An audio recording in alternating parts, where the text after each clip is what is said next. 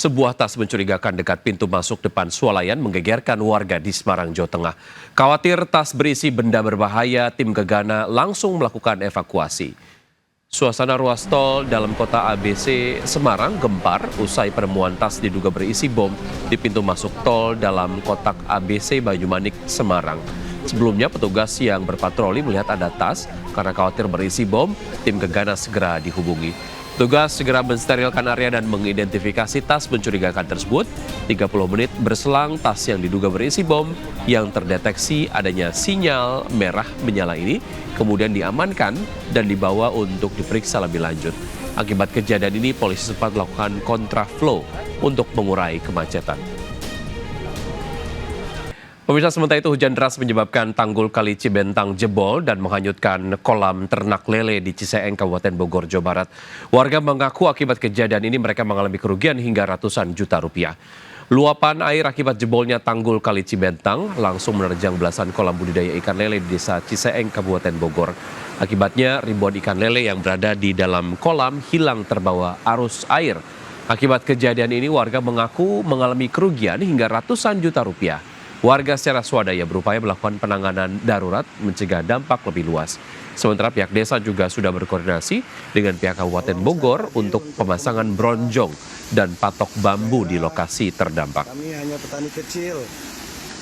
Sementara itu hujan deras dan angin kencang juga menyebabkan pohon trembesis tinggi 6 meter tumbang dan menimpa truk pengangkut tanah di Jalan Penjernihan Karet Bifak Tanah Abang, Jakarta Pusat. Akibatnya akses Selipi Pejombongan sempat tertutup total. Hujan deras tadi malam menyebabkan pohon trembesis tinggi 6 meter tumbang dini hari tadi. Akibatnya pohon menimpa truk pengangkut tanah, rambu petunjuk arah, serta kabel listrik. 2 orang dilaporkan terluka dan dibawa ke rumah sakit.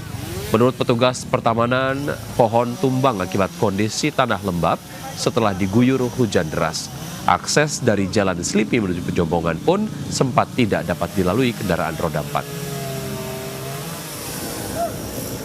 Ya, cuaca buruk berupa angin kencang juga menyebabkan 5 atlet terjun payung mengalami kecelakaan mematikan di Pangandaran, Jawa Barat. Bahkan 1 penerjun tewas, sementara 1 penerjun lainnya hilang. Telah jatuh penerjun payung di laut. Innalillahi wa inna ilaihi. Nelayan asal Pangandaran, Jawa Barat ini menemukan jenazah penerjun payung di perairan Bojong Salawe, Kecamatan Parigi, Pangandaran. Parasut milik korban tampak masih mengapung di lautan. Pada saat kejadian, pesawat latih jenis Cessna 185 milik Fly School Ganesha tengah lepas landas dari Bandara Nusa Wiru dengan membawa 5 atlet terjun payung. Naas saat para atlet tengah berada di ketinggian, cuaca seketika berubah. Angin kencang menyebabkan para atlet kehilangan kendali. 3 atlet berhasil melakukan pendaratan darurat dalam kondisi selamat, sedangkan 2 atlet lainnya terjun ke laut. 1 atlet ditemukan meninggal dunia, sementara 1 lagi masih dalam proses pencarian. Proses pencarian masih terus dilakukan. Tim gabungan menyisir jalur laut dan udara di sekitar lokasi kejadian. Dari Pangandaran, Jawa Barat, Irfan Ramdiansyah, iNews melaporkan. Tidak menyadari adanya gas beracun saat bekerja, 3 pekerja sedot WC tewas di dalam tangki septik di Tanah Abang, Jakarta Pusat. Seluruh korban tewas secara bergantian saat melakukan perbaikan tangki septik.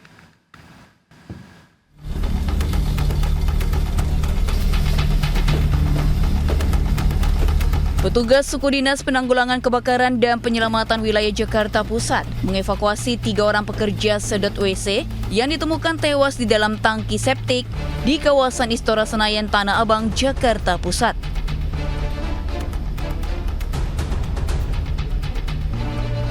Dengan menggunakan alat pernafasan khusus, 1 persatu korban yang sudah tidak bernyawa ini dievakuasi dari dalam tangki septik secara bergantian. Selanjutnya, jasad para korban dimasukkan ke dalam mobil ambulans dan dibawa ke Rumah Sakit Cipto Mangunkusumo, Jakarta Pusat. Perwira Piket Damkar Wilayah Jakarta Pusat, Willy Syahroni, mengatakan korban menghirup gas beracun yang berada di dalam tangki septik dan tewas secara bergantian karena ingin menolong satu sama lain. Meski sempat ada kesulitan saat proses evakuasi, namun ketiga korban akhirnya berhasil dievakuasi oleh petugas. Selanjutnya, kasus ini ditangani oleh pihak yang terkait, termasuk Kepolisian Wilayah Jakarta Pusat. Dari Jakarta, Rizky Voluvi, iNews melaporkan. Pemirsa, melalui program Miskin Ekstrim Pasti Kerja, Kementerian Koordinator Pemberdayaan Masyarakat menyiapkan ribuan lapangan kerja baru di Indonesia. Ribuan tenaga kerja dilatih hingga siap bekerja di ribuan dapur SPBG di seluruh Indonesia.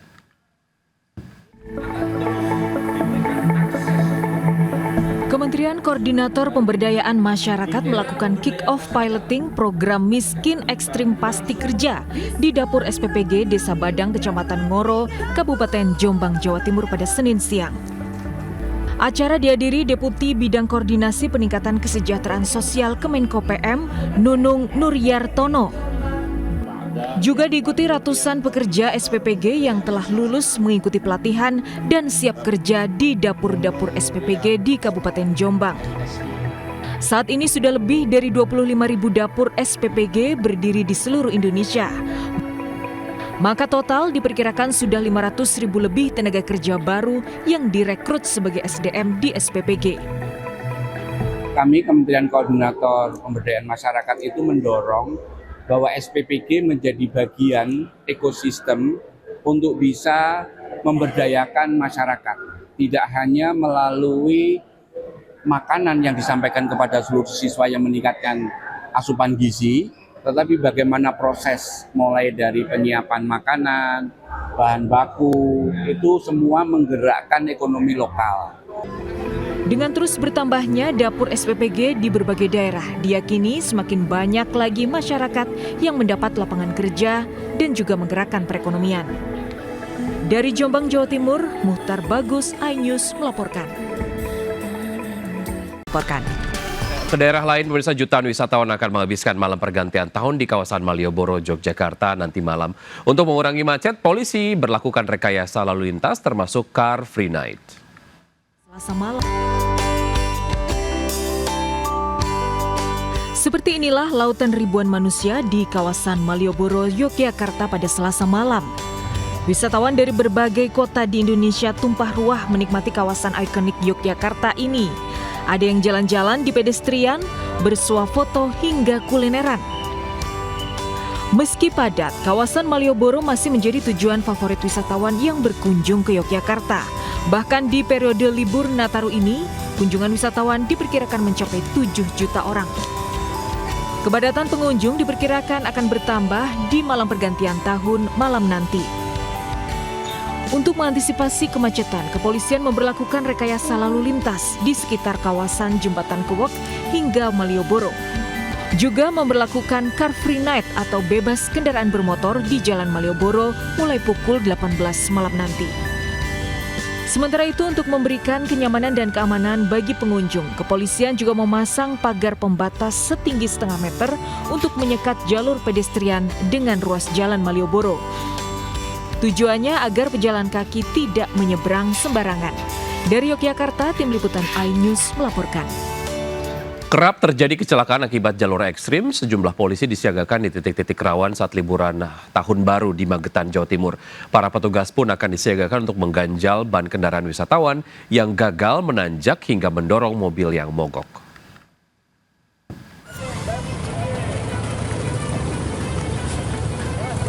Tanjakan jalur Mojosemi Desa Pelausan Kecamatan Pelausan Magetan ini dikenal sebagai jalur ekstrim dengan kontur jalan menikung tajam dan menanjak.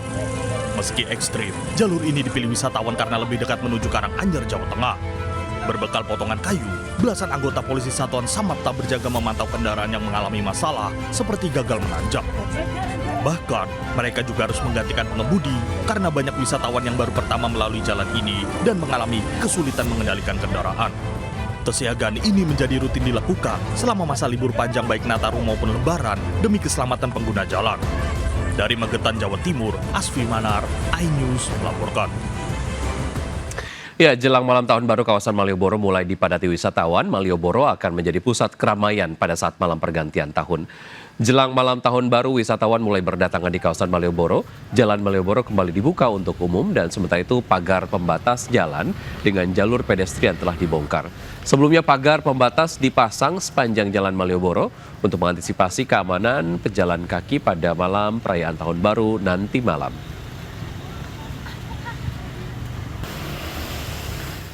Ya, pemirsa, perayaan tahun baru di Yogyakarta nanti malam salah satunya dipusatkan di titik nol kota Yogyakarta. Sudah ada Galih Wisma di sana. Selamat siang Galih, seperti apa persiapan perayaan tahun baru di Yogyakarta? Baik, selamat siang Widi dan juga pemirsa. Ya pemirsa, siang hari ini saya berada langsung di kawasan titik 0 km kota Yogyakarta. Memang di kawasan Malioboro hingga di selatan atau di titik 0 ini diprediksi akan menjadi pusat keramaian bagi para wisatawan ataupun warga sekitar untuk menyambut malam pergantian tahun baru 2026 nanti. Dan memang menyambut tahun baru nanti di Pemkot Kota Yogyakarta atau di kawasan Malioboro atau di titik 0 ini tidak ada panggung hiburan besar atau juga perayaan pesta kembang api. Hanya saja ada titik 7 panggung hiburan kecil yang memang telah biasa berjalan itu di kawasan Malioboro, untuk mungkin bisa menjadi hiburan bagi para wisatawan ketika berkunjung ke Malioboro maupun di titik 0 ini. Dan untuk pengalian arus ini ya, Widi bisa saya ceritakan, mulai pukul 18.00 nanti dalam Malioboro mulai ditutup untuk akses kendaraan, hanya bisa dilalui oleh kendaraan emergensi saja. Dan untuk di Tugu Palputih atau Tugu Jogja itu mulai diberlakukan akses kendaraan mulai pukul 9 malam nanti. Dan memang sejak pagi tadi saya memantau di kawasan titik 0 ini sudah mulai sekali banyak wisatawan yang mulai berdatangan di kawasan titik 0 ini. Karena memang di kawasan titik 0 ini juga selain bisa bersuah foto, biasanya wisatawan juga mengunjungi wisata yang terdekat seperti di Benteng Verdebel, kemudian juga foto berlatarkan bangunan kolonial Belanda, ataupun juga di sisi utara berjarak sekitar 100 meter dari titik 0 ini juga ada pasar Beringharjo yang memang biasanya menjadi tempat di mana wisatawan ini untuk berbelanja oleh-oleh seperti pakaian atau pernak-pernik lainnya yang khas di Jakarta seperti itu, Widi. Baik Galih, terima kasih atas informasi yang Anda sudah sampaikan. Selamat bertugas kembali.